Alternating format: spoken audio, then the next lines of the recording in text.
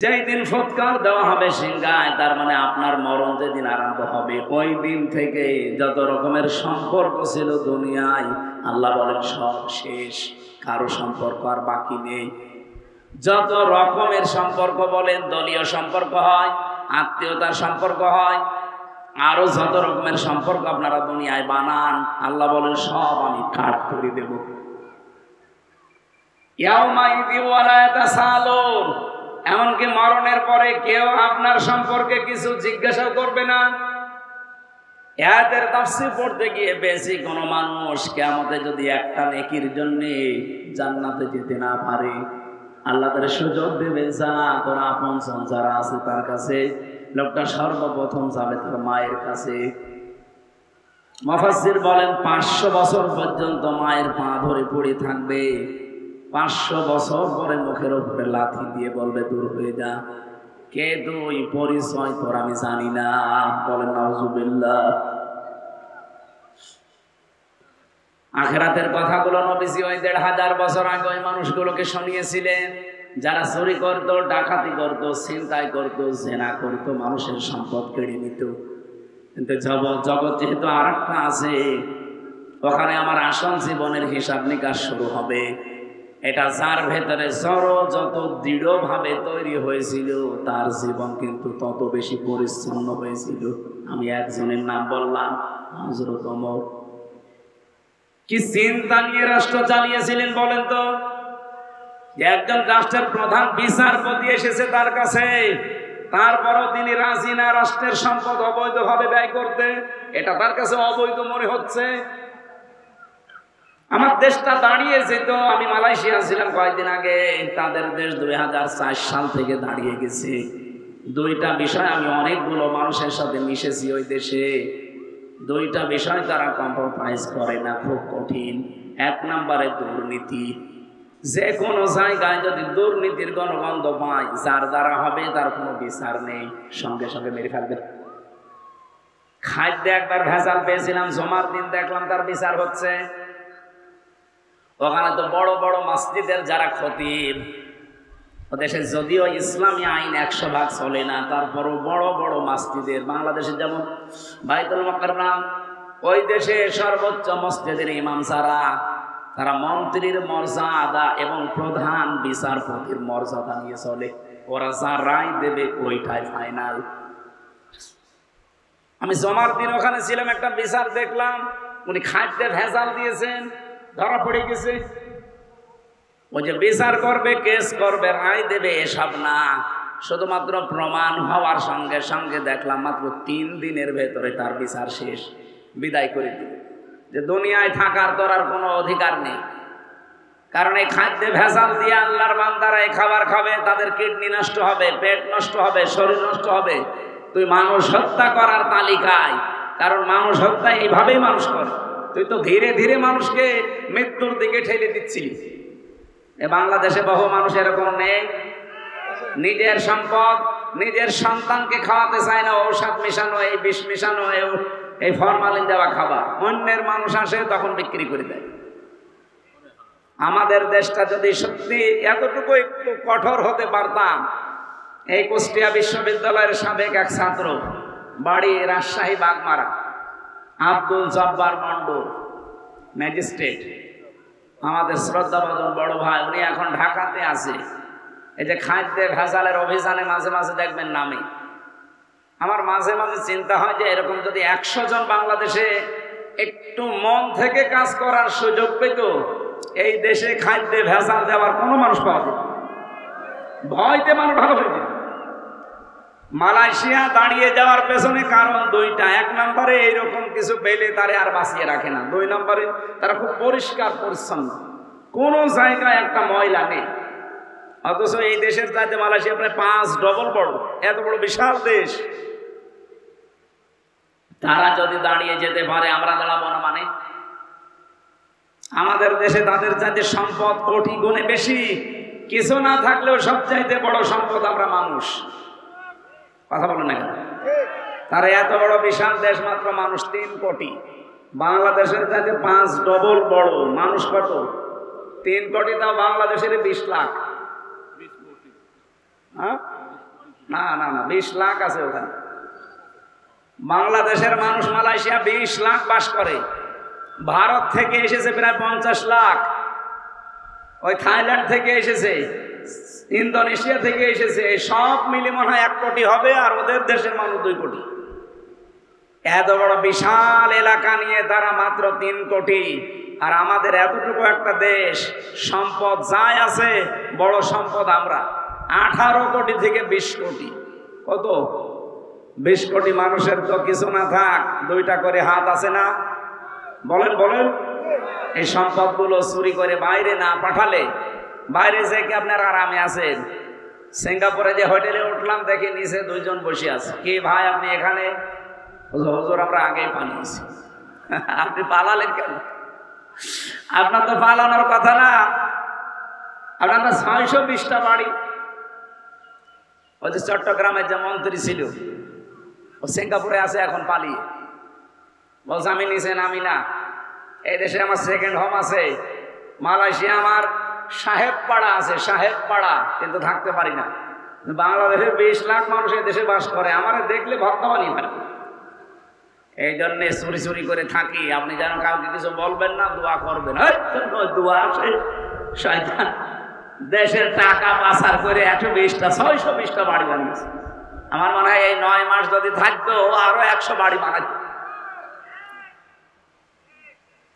আমরা তো মানুষ তৈরি করতে চাই ওইরকম যে মানুষগুলো নিজের চিন্তা না করে জনগণের চিন্তা করবে।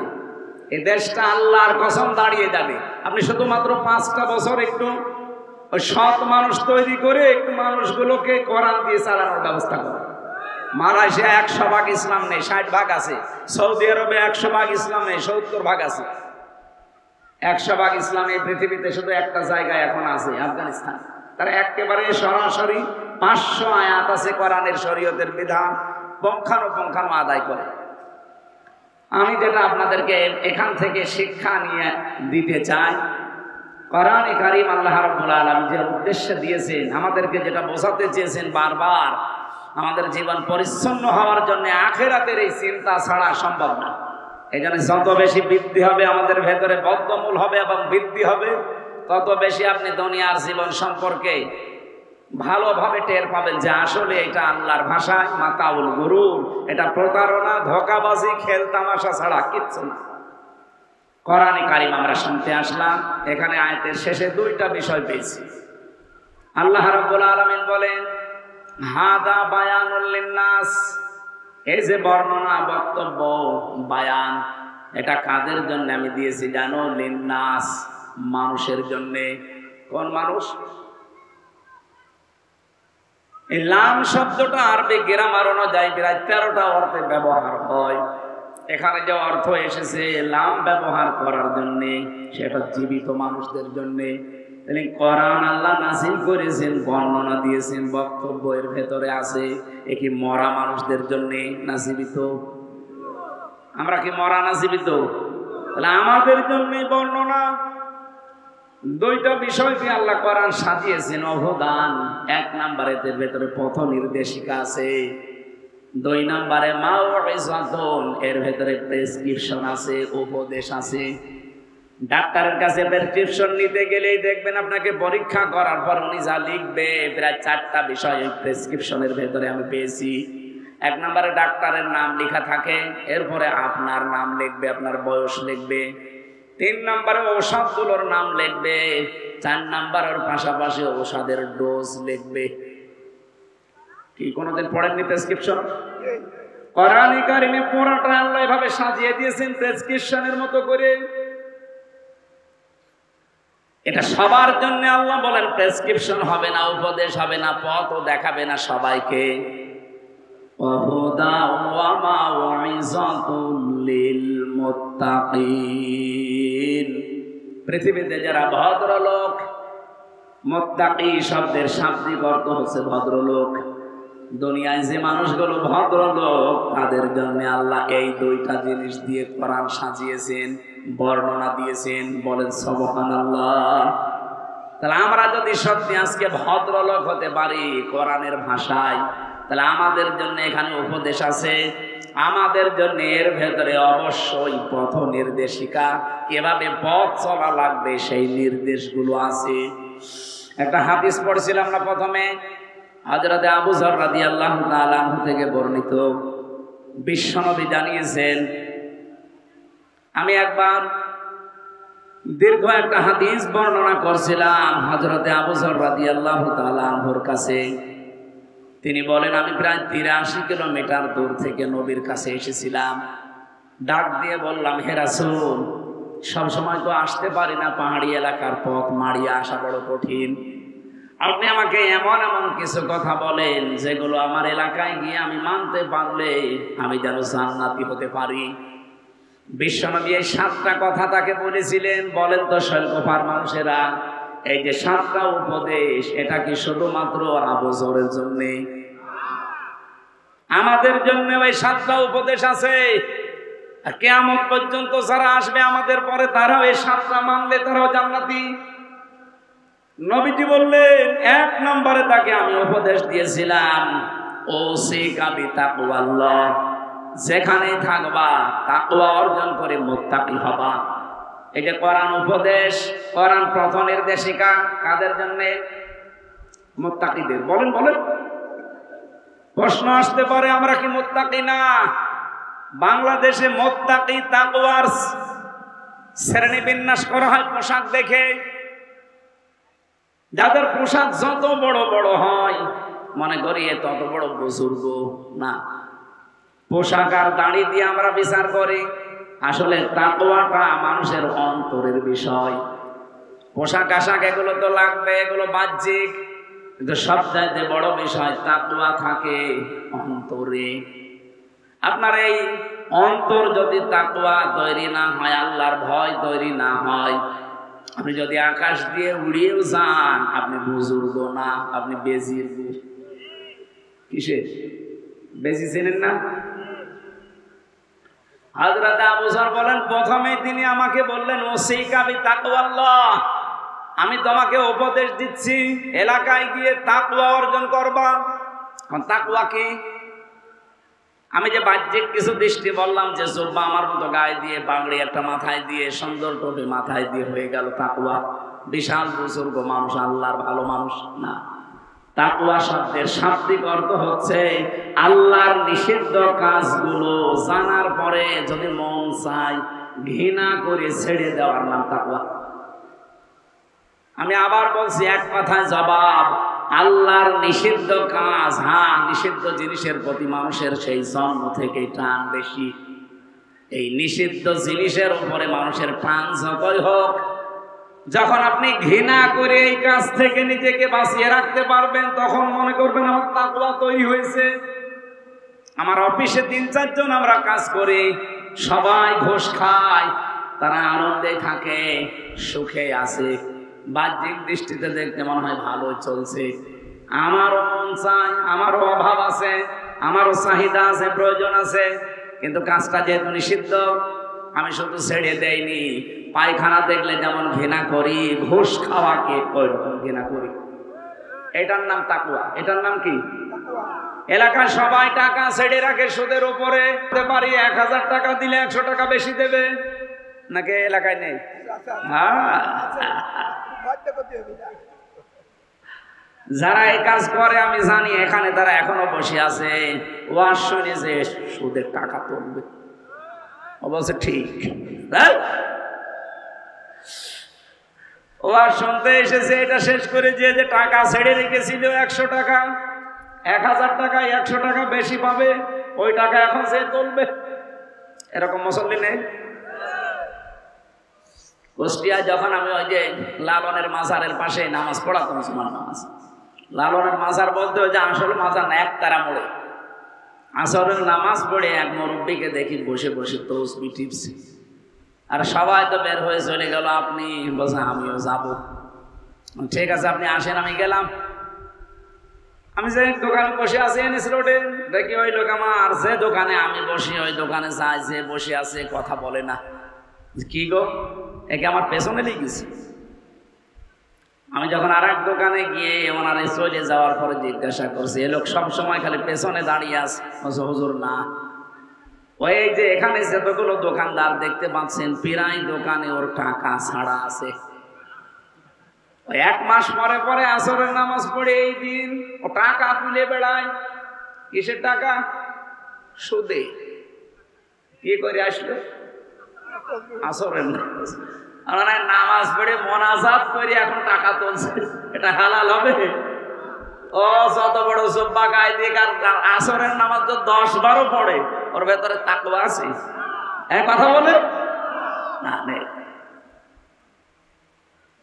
এখানে আল্লাহর নিষিদ্ধ যে কাজ, আপনি না খেয়ে মরে যান দরকার, তারপরও মরণের পরে অন্তত বানানো জান্নাত পাওয়ার একটা আশা আছে। কিন্তু জেনে শুনে যদি আপনি এই সুদের টাকা নিয়ে আরামে খেয়ে যান, ওটা তো আরামে খাচ্ছেন না। সুদের টাকা খাওয়ার মায়ের সাথে জেনা করা একই কথা।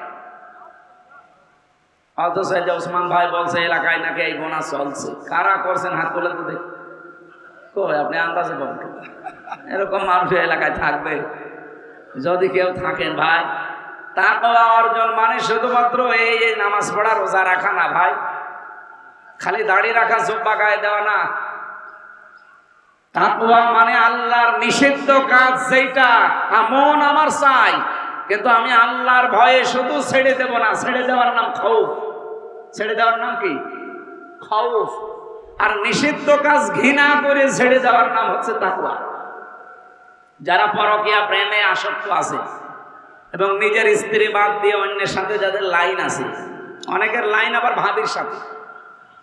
আপনি একটা কাজ করেন, প্রতিবেশীর স্ত্রী, ভাবি এবং বিবাহিত মেয়ে যারা, তাদের সাথে যাদের লাইন আছে ও সরাসরি জাহান্নাম। কারণ একটা অবিবাহিত মেয়ের সাথে যদি লাইন ঘাট করে আপনি বিয়ে করে নিন, মাপ পেয়ে যাবে। আর একজনের বউ আপনার রুচি নাই কি করে? আপনি মানুষ। এলাকায় যদি এই গোনায় কেউ থাকেন, বিশেষ করে পরকীয়া প্রেমে আসক্ত থাকেন, যেহেতু নিষিদ্ধ কাজ এটা, এই মুহূর্তে তওবা করা লাগবে আর ওই নাম্বারগুলো ডিলিট করা লাগবে। কারা কারা এই কাজ ছেড়ে দেবেন হাত তোলেন তো। এই এলাকায় এসব চলছে না, আলহামদুলিল্লাহ। আপনি ওয়াজ দিয়েছেন কেন? আপনি গান দেবেন, এটা তো সব তো আল্লাহর ওলি বসে আছে। যাক, এলাকায় তাকওয়া বান্ধব ভালো আছে। কালকে একটু পেপারে দিয়ে দেবে যে শৈলকুপা থানার আশপাশে যারা আছে এদের জীবনে কোনো পরকীয়া প্রেম নেই, আপনারা পুরস্কার পাবেন। অনেক বড় জিনিস তো। এখন এই যে তাকওয়ার কথা বলছিলাম, এই সমস্ত আল্লাহর নিষিদ্ধ কাজ ঘৃণা করে ছেড়ে দিলে কি হবে? সাহাবী বললেন, হে নবী, এটার দ্বারা আমার কি উপকার হবে? ফাইন্নাহু আজিয়ানু লিআমরিকা কুল্লিহি। নবীজি বলেন, পৃথিবীর যত কাজ আছে আল্লাহ সব কাজ তোমার জন্য সৌন্দর্যমণ্ডিত করে দেবে। যে কাজে হাত দিবা কাজটা সুন্দর হয়ে যাবে তোমার জন্য, শুধু এই তাকওয়ার কারণে। সাহাবী ডাক দিয়ে বললেন, বলতো জিদনি ইয়া রাসূলুল্লাহ, নবীজি আপনি আমাকে আরেকটু বলেন। বিশ্বনবী বলেন, আলাইকা বিতিলাওয়াতিল কোরআন ওয়া যিকরিল্লাহি আযজা ওয়া জাল্লা। নিজের উপরে আবশ্যক করে নিবা, নিজের উপরে ফরজ করে নিবা, নিজের উপরে লিখিত করে নিবা যে দুনিয়ায় যতদিন বেঁচে আছি প্রতিদিন কম বেশি আমি কোরআন পড়বো। এটা আজকে থেকে নিয়ত করা যায় না। যতদিন বেঁচে আছি এক আয়াত হলেও প্রতিদিন আমি পড়বই। আর বুঝে শুনে পড়বেন, যেহেতু ইবনে কাসির তাফসীরটা বাংলায় সহজ এবং মারিফুল কোরআন সহজ। প্রতিটি মুসলমানের ঘরে ঘরে আমার ইবনে কাসিরটা থাকা আমার মনে হয় জরুরি। যেহেতু সাহাবী প্রশ্ন করেছেন, সেদিনই বলতো, হে নবী আপনি আমাকে আরেকটু বলেন তো কি করা যায়? নবীজি বললেন, আলাইকা বিতিলাওয়াতিল কোরআন, নিজের উপরে আবশ্যক করে নাও, প্রতিদিন তুমি কোরআন পড়বা। 2 নম্বরে যতটুকু সময় পাও আল্লাহর জিকিরে থাকবা। এখান থেকে একটা মাসলা বের হয়, সব সময় যদি কোনো মানুষ তার জহব্বার সাথে আল্লাহর জিকিরটা জারি রাখতে পারে, নারী হোক আর পুরুষ হোক, পাক থাকেন আর না পাক থাকেন, অযু থাক আর না থাক, সব সময় মনে, সব সময় জহব্বায় মুখে এই শব্দটা জারি রাখবেন, লা হাওলা ওয়ালা কুওয়াতা ইল্লা বিল্লাহ।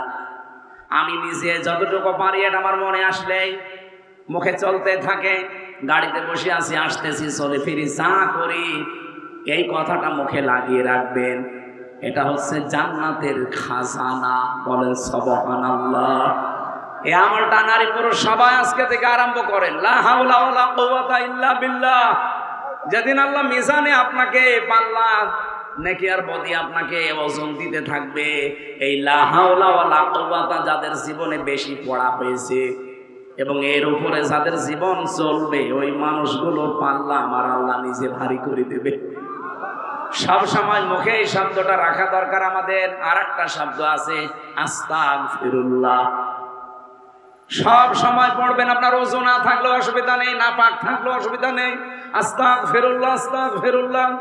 এই জিকিরটা তেলাওয়াতে কোরআনের উদ্বুদ্ধ করছি। মাদ্রাসা বানিয়েছেন এই কোরআন শিক্ষা দেওয়ার জন্য। যারা বানিয়েছিলেন হয়তো তারা আজ নেই, বিদায় নিয়ে চলে গেছে। তারা তাদের উনি বানিয়েছে,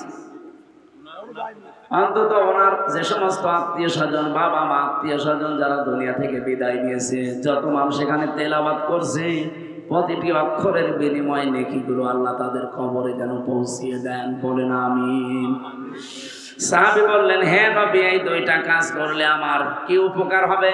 বিশ্ব নবী বলেন, ফাইন্নাহু যিকরুল্লাকা ফিস সামা ওয়া নূরুল্লাকা ফিল আরদ। আসমানে আল্লাহ বিশেষ বিশেষ জায়গায় তখন তোমারে নিয়ে আলোচনা করবে। আপনি কথা টের পাচ্ছেন কি বললাম?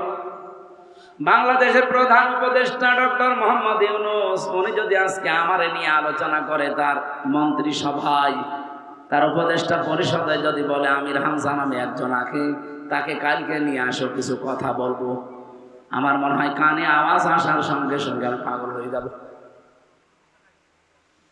একটা অস্থায়ী, একটি স্থায়ী, একটা অস্থায়ী বাংলাদেশের প্রধান উপদেষ্টা যদি আমার মতো মানুষ নিয়ে আলোচনা করলে আমি আনন্দে পাগল হয়ে যাই। তামাম পৃথিবীর মালিক যিনি, উনি বলছেন আমি তোরে নিয়ে আমার বিশেষ জায়গায় আলোচনা করি। নূরুল্লাকা ফিল আরদ। জমিনে চলতে ফিরতে যত আলোর প্রয়োজন হবে, ওই আলোগুলোর ব্যবস্থা আমি আল্লাহ নিজে করে দেব। আলো মানে অন্ধকার, চলতে গিয়ে আলো লাগে। এই পৃথিবীর জমিন চলতে গিয়ে অনেক অন্ধকারের পথ আছে। এই অন্ধকারের পথগুলোকে মাড়িয়ে চলার জন্য আলো লাগবে। ওই আধ্যাত্মিক আলোগুলো আল্লাহ আপনাকে নিজে দান করে দেবে। সাহাবী বললেন, সেদিনই বলতো, ইয়া রাসূলুল্লাহ, নবী আপনি আমাকে আরেকটু বলেন। বিশ্ব নবী বলেন, আলাইকা বিতুলিস সামতি। অধিকাংশ সময় যদি কাজকর্ম না থাকে, প্রয়োজন না থাকে, কথা বলবা না, চুপ করে থাকবা। এই অভ্যাসটা আমাদের নেই। চার দোকানে বসলে কিছু মানুষ আছে আন্দাজে গেছায়, কোনো কাজ নেই, কোনো কাম নেই, কোনো উপকার নেই, আন্দাজে গেছাতে আছে। এই যে বেশি যারা কথা বলে এদেরকে আমরা বাসাল বলি। কথা বেশি বললে ভুল হওয়ার সম্ভাবনা নেই। এটা দামি জিনিস না হলে নবীজি উপদেশ দিতেন না। ডাক দিয়ে বললেন, আলাইকা বিতুলিস সামতি। নিজের ওপর এটা আবশ্যক করি না যে কোনো কাজ কাম যদি না থাকে, প্রয়োজন না হয়, চুপ করে থাকবা। অনর্থক কোনো কথা, অনর্থক কোনো কাজ করতে যাবা না। সাহাবী বললেন, হে নবী, এটা করলে আমার কি উপকার হবে? ফাইন্নাহু মাতরাদাতুল লিশায়াতিন ওয়া আউনুল লাকা আলা আমরি দীনিকা। এক নম্বরে শয়তানের ওয়াসওয়াসা থেকে আল্লাহ তোমাকে বাঁচিয়ে দেবে। দুই নম্বরে পৃথিবীর যত কাজ কারবার আছে, এই কাজগুলো আমার আল্লাহ নিজের পক্ষ থেকে সহজ করে দেবে। অনেক বড় বড় কথা বলছিলেন সাহাবীর কাছে। তিন নম্বরে উনি ডাক দিয়ে বলেন, বলতো সেদিন ইয়া রাসূলুল্লাহ, হে নবী আপনি আমাকে আরেকটু কিছু বলেন। বিশ্বনবী ডাক দিয়ে বললেন, ইয়াকা ওয়াদ্দিহাকা। সাবধান থাকবা, আন্দাজে হাসবা না। এই যে বেকার কিছু মানুষ হাসাহাসি করে, কোনো কাজ নেই, কাম নেই, আপনি হাসতে পারেন, কিন্তু কাজের জন্য যদি হয় তাহলে মৃদু হাসি, যেটাকে তাবাসসুম বলা হয়, অট্ট হাসি যেটা আন্দাজে। এই যে কিছু ডাক্তার এই তথ্যটা ছড়িয়েছে, কারা ছড়িয়েছে আমি জানি না, যে যারা বেশি বেশি হাসে তাদের হার্ট ভালো থাকে। এটা কোরআনের পুরা বিপরীত কথা। আন্দাজে যারা অট্ট হাসি দেবে তাদের এই যে পরের হাদিসের পরের শব্দ। সাহাবী বললেন, হে নবী, বেশি বেশি হাসলে কি হবে আমার? ফাইন্নাহু ইয়াউমাতুল কলবা ওয়া ইয়াযহাবু বিনুরিল ওয়াজহি। এক নাম্বার তোমার ক্ষতি হয়ে যাবে এই দুনিয়া থেকে, তোমার যে কলব আল্লাহ দিয়েছিল কলব মরে যাবে।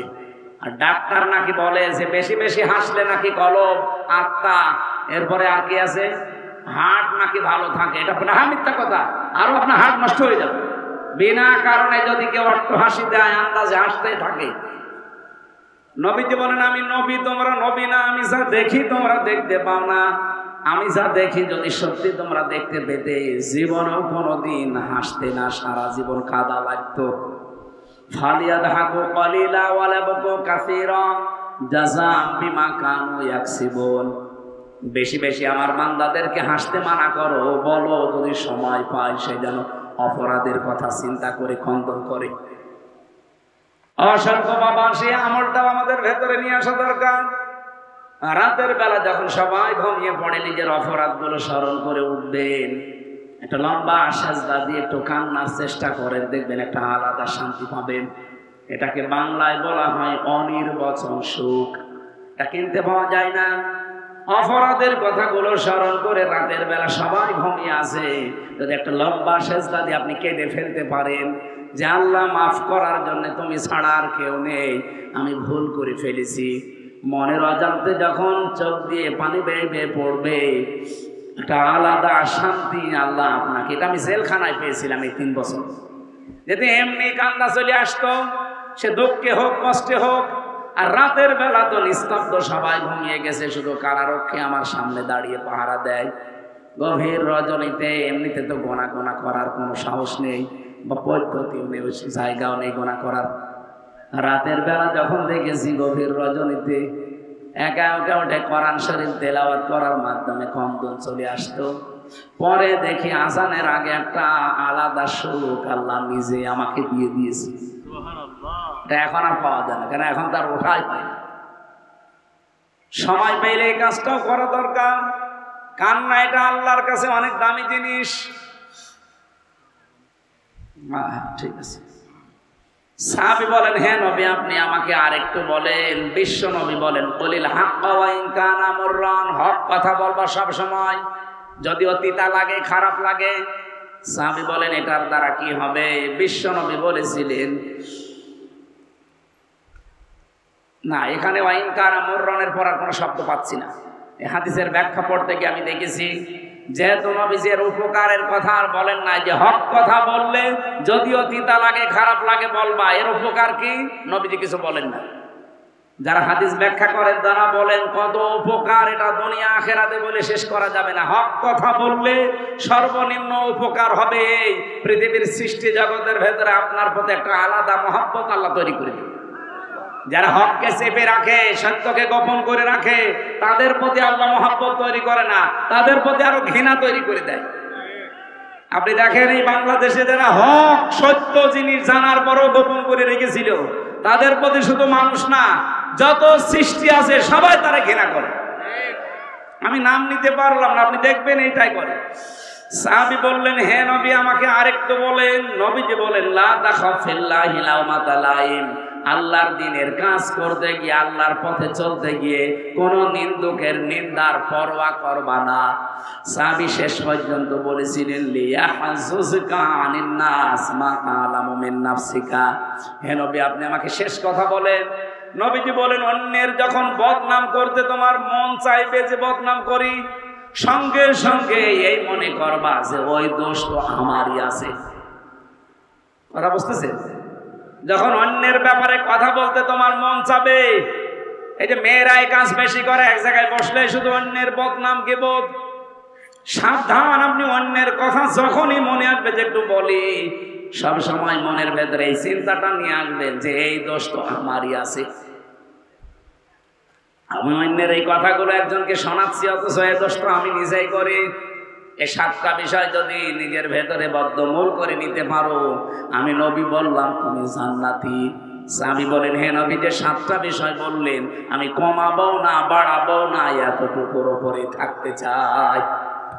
আমরাও যদি সত্যি মাউইযাতুল লিল মুত্তাকিন, আল্লাহ আমাদেরকে পৃথিবীতে পথ নির্দেশিকা, এবং প্রেসক্রিপশন দিয়ে যে কোরআন দিলেন সবার জন্য না, মুত্তাকি হবে যারা, ভদ্রলোক হবে যারা, আল্লাহর ভাষায় তাদের জন্য এই গাইডলাইনগুলো আল্লাহ দিয়েছেন। এখন থেকেই মেনে চলার তৌফিক কামনা করছি, বলেন আমিন।